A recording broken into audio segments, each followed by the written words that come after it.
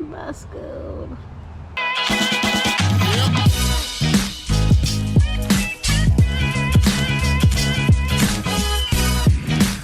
Good morning, YouTube. What's up, everybody? I hope you're safe and healthy and happy and doing okay. It's just 8 o'clock on Saturday morning. We're going to go for a run. We're going to do 1.5 in the Endorphin Speed 3, and then we're going to do 1.5 in the Endorphin Pro 3. We're going to combine the Pro 3 and the Speed 3 into one video today and compare them and see which one is going to be right for you. So yeah, we'll get to all that, but first we gotta go for a run.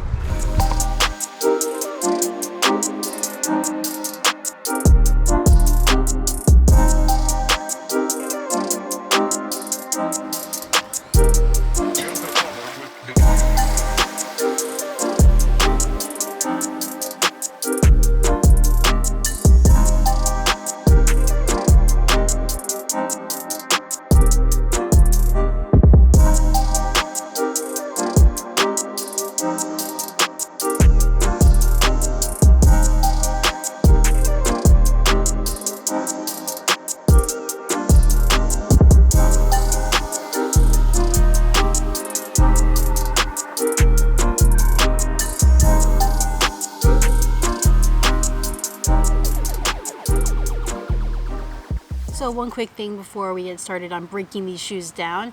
They were both sent to me by Saucony and Running Warehouse. However, neither company is going to see this before you. They're not telling me what to say, and all of my opinions on any shoe that I ever review are completely my own. Okay, yes, so two of the most anticipated shoes of summer 2022. We got the Endorphin Speed 3 right here from Saucony and the Saucony Endorphin Pro 3. So one of the most common questions I get when the Endorphin series rolls out every summer is which shoe is better for me to buy? I don't want to necessarily buy both the Speed and the Pro.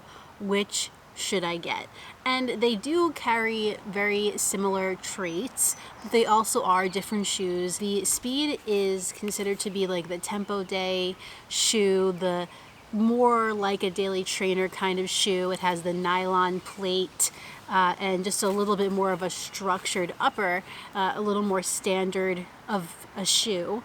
And the Endorphin Pro 3 is really supposed to be like the racer, whether it's marathon, 5K, 10K, half marathon, whatever you want to run. We'll talk about the differences between the two shoes, what I think will help you determine which one is best for you, and we'll just talk about which one I'm kind of feeling more at the moment. Okay, so let's start with the uppers of these two shoes. We'll begin with the Pro 3. It has a breathable engineered mesh upper. It pretty much looks like a standard daily trainer on top. Some holes for breathability in that forefoot. You have some structure in the midfoot with the Saucony logo, and the back is a sturdy heel counter with a little extra strength back here. I'm not sure what this is, a little plastic piece. You got a thin but gusseted tongue, and you got padding around the ankle collar of the shoe. So far on my runs, it's comfortable, it's not too hot, it's not too breathable. And I've had no issues with hot spots, blisters, or irritation here. So I'm liking it so far. Now, the Pro's upper is a little bit different. They're still calling it a lightweight breathable mesh, but it is a much different looking mesh than the Speed. As you can see, if I hold it up a little closer, it definitely has wider ventilation holes. So you're definitely going to feel that breathability in this shoe. I certainly did.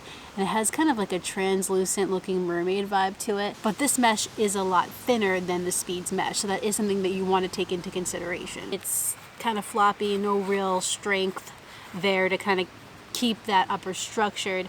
The Saucony logo is there, but it doesn't really do much to help the shoe in that regard. And the back is fairly stiff. I mean, it's better than its predecessors for sure, but it's not going to be as stiff as the Speed. You have an even thinner but still gusseted tongue, and you have a padded but less so ankle collar. I also haven't had any hot spots, blisters, or irritation in this shoe, and it also is comfortable. It's just different. This is the kind of upper where you're gonna see your sock through the top of it because it's just that thin. Now obviously I feel a little bit more secure in the Speed 3 just because it's just a little bit beefier of an upper. I took this out for a 6-mile run, and it felt pretty standard. I had no real complaints or anything to say about it that stood out about the upper. For the Pro 3, I took it out of the box on an 8-mile run. I do want to point out that it didn't really feel flimsy on my foot during that run, and I was worried about that because super shoes can get a little bit unstable, but the upper I felt like held me onto the platform pretty well. Another thing I want to point out about both of these shoes is the fit. I do think that they've changed up the fit of this upper a little bit and made both of the forefoots wider. Overall, I think they did a really nice job with both of these uppers, and I was a little bit concerned especially about the Pro 3's upper, but it has exceeded my expectations. Now for these really nice chunky midsoles. If you're new to the Saucony Endorphin line, I'll just give you a really quick rundown on these two shoes. They both have Power Run PB, which is Saucony's most premium foam. It's like a PBA based foam, very springy, very bouncy. One of my favorite foams on the market. And they both have plates, but they're different. So while one has a nylon plate, the Speed, which is a little bit more flexible, a little easier on the feet, I would think, the Pro 3 has a carbon fiber plate. As I said earlier, I ran in these shoes at a fairly standard pace. I didn't push the crap out of it. I didn't run it into the ground or run myself into the ground in either of these shoes. In each of the runs I did do little bursts here and there to kind of just see how the plate handles it, but I didn't totally kill it. I know that these shoes are good at a fast pace, but I wanted to see how they would handle standard pace as well.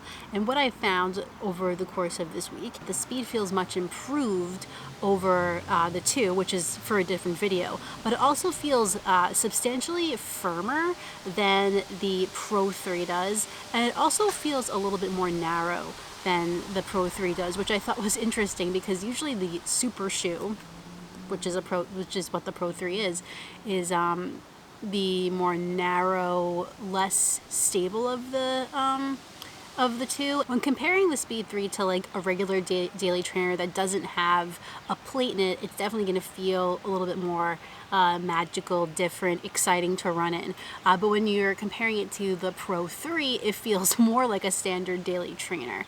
So like I said, a firmer forefoot, but also a more flexible forefoot. You're just not going to get that from a super shoe that has a carbon plate. So if you're looking for a little bit more flexibility in the shoe, then this would probably be a better option. It still has a really smooth ride, a very nicely cushioned ride, and a pop that a lot of standard shoes don't have. But I have to be honest with you, when I tried the Pro 3, I liked the way it felt in the midsole a lot more. Now the Pro 3 has the most stack of a Power Run PB shoe in Saucony's lineup, and obviously you can see it. Look at all this chunk. To be honest, it's a little bit intimidating.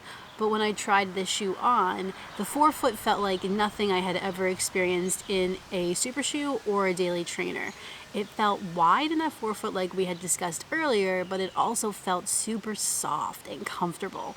And I was like, wow, this doesn't feel like any super shoe that I've tried. The carbon plate in this shoe is not offensive. It's not directing your stride in any way, shape, or form. It rolls really nicely, and I think Saucony has introduced, and I could be wrong, they might have had this in the Endorphin series too, but I think that they have introduced a new S shape to their carbon plates and their nylon plates. So I think it's a little less abrasive than the previous versions, and I definitely feel that here, but in the best way. I really feel a nice bounce and pop and propulsion forward, even going at standard or easy pace. But I also get stability and cushion and comfort, which is not something that you can really say about a lot of super shoes. Usually when I take super shoes out for runs, as my stride starts to break down a little bit in the later miles, the shoe gets a little bit sloppy, and I start to really overpronate. I start to feel uncomfortable in the shoe, but I didn't feel that at all when I ran in this, and my legs felt fresh the entire day and the day after. So in terms of ride, I kind of do like the way the Pro 3 rides better, I'm not gonna lie, but while I think this can be more versatile, this is definitely the more versatile of the two options. So it has a little bit of edge over the Pro because of versatility, but I really think that the Pro 3 feels better underfoot, and I'm a believer that this can do more than just the fast work. And as for outsole, they both have XT900 rubber, just placed differently. Actually, it looks like there's a little bit more in the Pro 3 than in the Speed 3. I think it's definitely an improvement over the carbon rubber that they were using in the previous versions. So yeah, not much to say about the outsole, but is there really ever anything much to say about it? Now, price is a place where they really differ. So the Speed 3 is going to be retailing at $160, and the Pro 3 is going to be retailing for $225. Pretty standard for what these shoes have cost in the past, but it is a pretty big price difference, which could kind of persuade you one way or the other, potentially. I think if you're looking to save a couple extra bucks and you're on the fence, like, should you pay for the $225 and get the Pro, or should you just, you know, keep some money in your pocket? I would say the Speed 3 is a really fun shoe. It's going to be one of people's favorites, I think, for 2022. But if you're interested in getting a super shoe and you're fine with paying the $225, I think you're going to be happy that you did, because this super shoe feels like no other that I have ever put on my foot. It feels awesome. They completely revamped this shoe in all of the best ways, and I think the die-hard Endorphin Pro fans out there won't be disappointed in this shoe, but will just become even bigger super fans of it. Now, obviously these shoes aren't out just yet. The Pro 3 comes out August 2nd in the US, and the Speed 3 is August 16th. But I did want to give you guys a little bit of a preview so you could decide what you want to do when they come out. As soon as those shoes are available on runningwarehouse.com, I'll also put a link in the description of this video so you can click that and pick up your own pair. Keep in mind that will be an affiliate link, but it doesn't mean much for you. It just helps out my channel, so I can talk about very pink mermaid looking shoes. One thing I'll say about the Pro 3 is I'm not in love with this look, but I did see that other colors are going to come out that might be a little bit better, so I won't give them too much crap for it, but I'm not feeling the pink. So I hope this video helped a little bit. My favorite daily trainer right now is the Ride 15, so I'd probably go for the Pro 3 just to get that extra magical feel that I really like from this shoe. But that's just me. I've always been a big fan of the Speed lineup. You can't really go wrong there either. But I think for me right now, I'm leaning towards the Pro 3. Don't forget, I'm going to make separate videos on these two shoes, comparing them to their predecessor. So this, the Endo Pro 2, and this, the Speed 2. Well, everyone, that concludes my video on this very Endorphin Sunday. If you enjoyed it, please like it down below and subscribe. And when you're done with all that, hit the notification bell so you can find out every time I upload a new video. Look at that hunk of foam. I have another video for you next week, but in the meantime, get out there, get on the grind, and don't forget to run like Heller. See you next time.